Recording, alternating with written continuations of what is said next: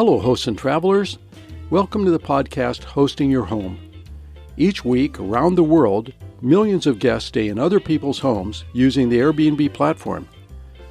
Debbie Herder looks for stories that come from these connections.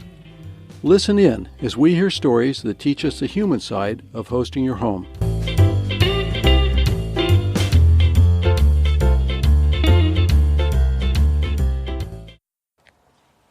Hi, I'm Debbie, your host of the Hosting Your Home podcast. We are seeing more communities dealing with regulations of short-term rentals, and since Host to Host has successfully dealt with our city ordinances here in Portland, I've been contacted by a number of people in other communities where this is being addressed. If your area is not regulated and taxed yet, rest assured that it will be. And if you have permitting and taxes already in place, don't get too complacent. They can always change. There are things that you can do, and being proactive is the best. I can talk on and on about creating a host community, which I highly recommend.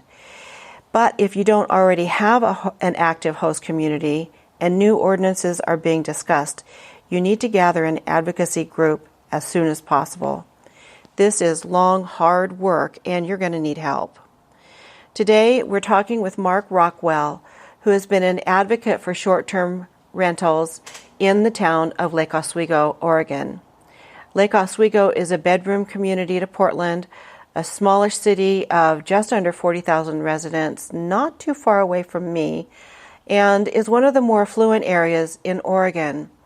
I believe the median home cost in Lake Oswego is around the neighborhood of $600,000. Now, Mark reached out to me a few years ago when Lake Oswego first started talking about limiting short-term rentals, and then their city council subsequently banned them. And I believe it was about 2 years later, they were able to bring permitting back to the table, and after a long series of discussion and other work, the city has decided to allow STRs, that's short-term rentals. I interviewed Mark to get an idea of exactly how the hosts in Lake Oswego were able to bring this about. I know that he was very influential in this process. He makes some great observations and shares what they did. I hope you'll learn a lot from this episode. I sure did. Welcome, Mark Rockwell, to Hosting Your Home. Thank you for chatting with me for a little bit. Well, thank you for inviting me. So, Mark, you have been busy with the city of Lake Oswego and an advocacy group. Can you tell us what's going on? Well, at present, after what seemed like a long couple of years, the city of Lake Oswego has passed in early June the first hearing of an ordinance that will allow short-term rentals in Lake Oswego for under 30 days. So you had you were prohibited from having a short-term rental in your home? Yes. For a long time, hosts in Lake Oswego thought it was legal until there was a dust-up in 2017 that brought the whole issue to the surface. And then the city made it very clear that short-term rentals were, in fact, officially not legal in the city of Lake Oswego. And so then you organized. How did you do that? Well, I really started out by doing two things. One, talking to the planning director and people at the city, including each of the council members that would visit with me, and finding out their view as to the pros and cons of short-term rentals in the city. Secondly, I also talked with Airbnb and got some information from them as to what type of volume had been occurring actually in Lake Oswego. Mm-hmm. I then also did a fair amount of research in other communities to see what type of pluses and minuses had been experienced, what other communities had experienced and how they had accommodated it. And I soon concluded that if we were going to be successful in having short-term rentals in Lake Oswego, it would need to be limited to owner-occupied homes, because that in itself would eliminate the majority of concerns, which was really twofold. One, the transformation, or if you will, the change of status of long-term rentals to short-term rentals, which the city was concerned would deplete the workforce housing. And number two, the concern that standalone homes rented out entirely could become a problem for large parties. Is there an affordable housing issue in Lake Oswego? Well, I think that there probably is. Yes, okay. I think that people who are looking for work, what you would call workforce housing, have a real struggle finding housing in Lake Oswego. Do you have a lot of homeless in Lake Oswego? I wouldn't say a lot of homeless, at least not visibly. Okay. Yeah. So you connected with other municipalities to see what they did. You went to Airbnb and you talked to them. Correct. And then at some point you had to gather some hosts together. How did you do that? Well, Airbnb was very supportive in that regard, in that they sent out an email to the local Airbnb hosts and notified them that we would be having that my wife and I would be hosting a function at our home. So we had a good turnout, and not a huge turnout, but I think we probably had somewhere around 20 people. And that gave us at least the nucleus of a group to begin mobilizing, if you will, mainly to make ourselves visible and heard during the hearing process. And so you went down to the hearing as a group then? Well, I wouldn't say as a group, but I would, before every meeting, I would notify the group that there was a hearing, that there was a workshop. So you'd built an email list? Yes, I built an email list, and then would invite or request or cajole other individuals to come. And as you can well imagine, it was a nuclear group of a half a dozen people that were pretty reliable and would show up. But I will tell you, when you go into a meeting, whether it's a planning commission or it is the city council, having even 2 or 3, let alone 6 or 8 people make brief but positive comments means the world. Because, and you can almost sense the change of the chemistry in the room when someone is sitting there making positive comments about their experience either as an Airbnb traveler, their experience as an Airbnb host. It dispels all of this myth about and smoke and mirrors as to how Airbnb hosts and guests are a problem. So I would tell you, in any community where they are faced with pushback from the city, you don't need 30 or 40 people to show up. In fact, you probably don't want 30 or 40 people, because that probably is going to come off as an irritant and overkill. But if you can have 3, 4, a half a dozen people who are articulate, who don't repeat the same thing, who have positive experiences either as travelers or as hosts, it has a powerful impact on the mood of the meeting. So how many meetings actually happened? Can you tell us the sequence of your process? Well, the first meeting we went to, where the city was going to have a workshop, quote, quote, workshop, was in late 2017. And we were only able to participate from the standpoint of having what was called citizen input. In other words, we weren't really on the agenda. It was just 4 or 5 of us, maybe 6 of us, that showed up to make comments individually, up to 3 minutes each, prior to the meeting. So that was sort of the first introduction to the city, that there really was a small groundswell of people that wanted to see short-term rentals permitted in the city. And then it went from there to where a few months went by, and by having convinced a couple, 3 of the council members that it should be on their agenda for the following year, 2018, it became a subject of a subsequent workshop by the council, and they voted to refer it out to the planning commission to, in fact, study what a short-term rental ordinance should look like. And that was a long process. I mean, that lasted from April through December of 2018.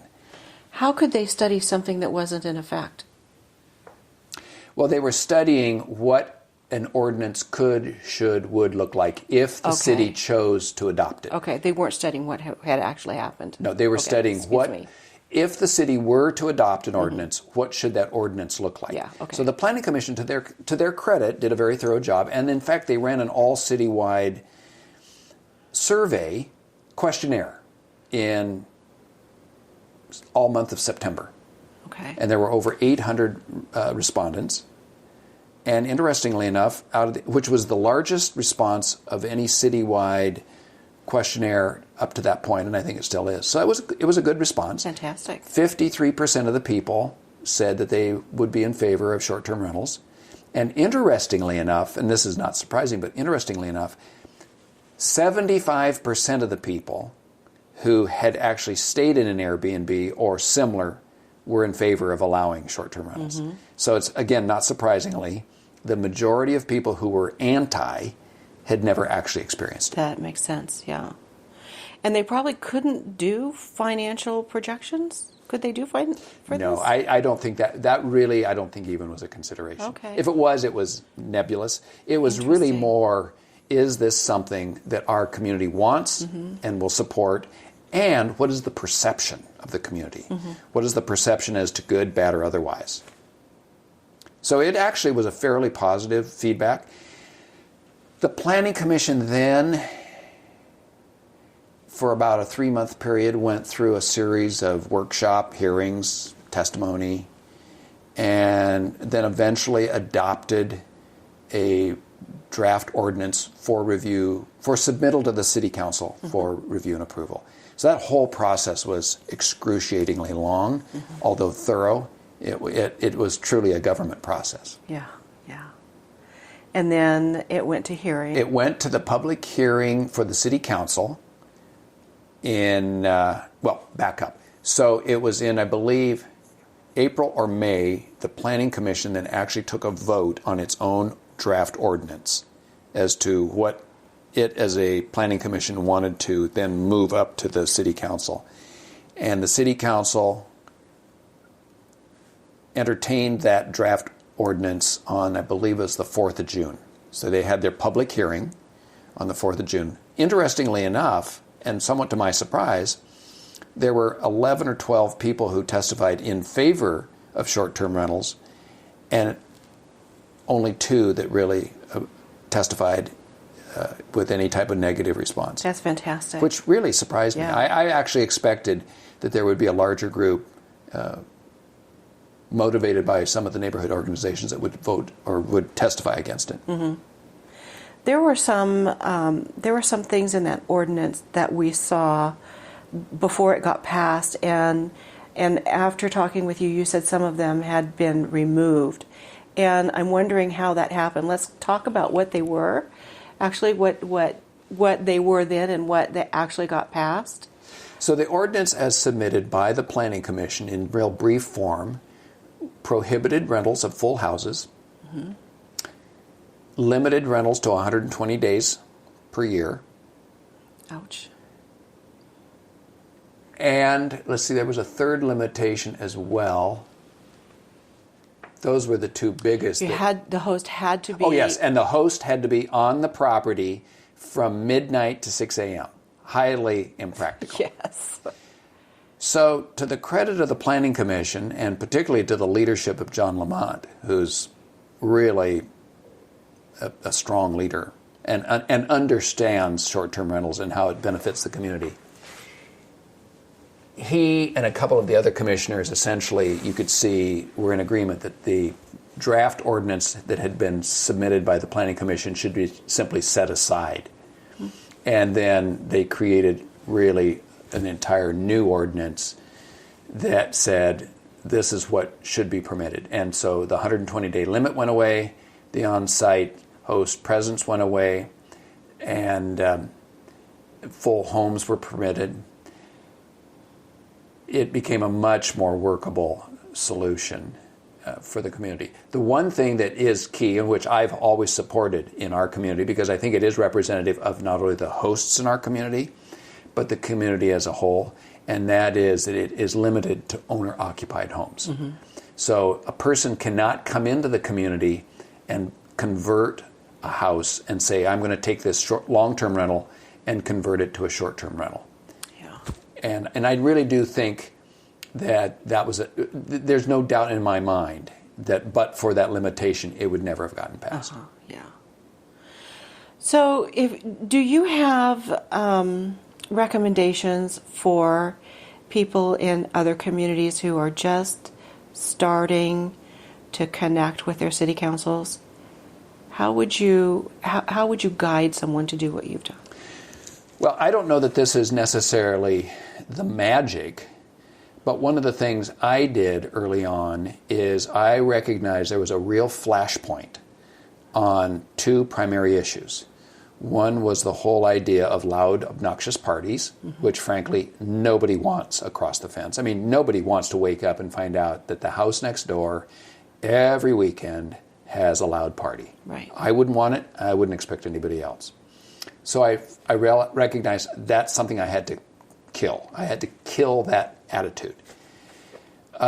Also, I recognized that most of the hosts in our community really would be renting their own homes. And so to differentiate between the idea of someone coming into the town and making a business out of this as opposed to locals who would like to just make some supplemental income, I created, or at least I don't even know, I may have plagiarized it from somebody. I divided short-term rentals into two groups. I call it the business model and the social model.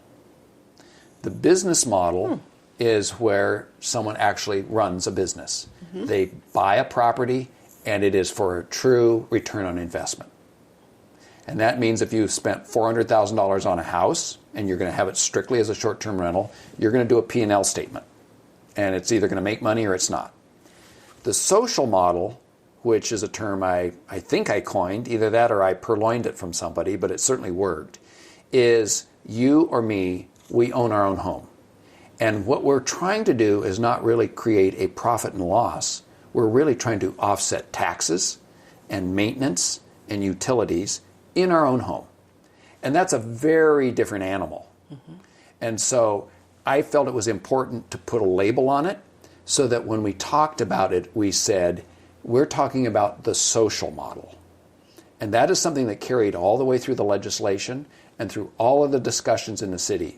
And you could tell that when the term social model was used, heads started nodding up and down, as opposed to the business model, which means, oh, we may have homes converted. We may have loud, obnoxious parties. So that would be one thing, is think in terms of what are you trying to accomplish? Are you trying to go all out and have any and all types of short-term rentals? Or are you really trying to simply make it possible for local hosts to augment their income with money from renting their own house? That's brilliant. And if so, then you need to put a term on it, because otherwise it's just short-term rentals are all bad. That becomes the picture, and you have to manage that picture. So that would be the first tip I would share.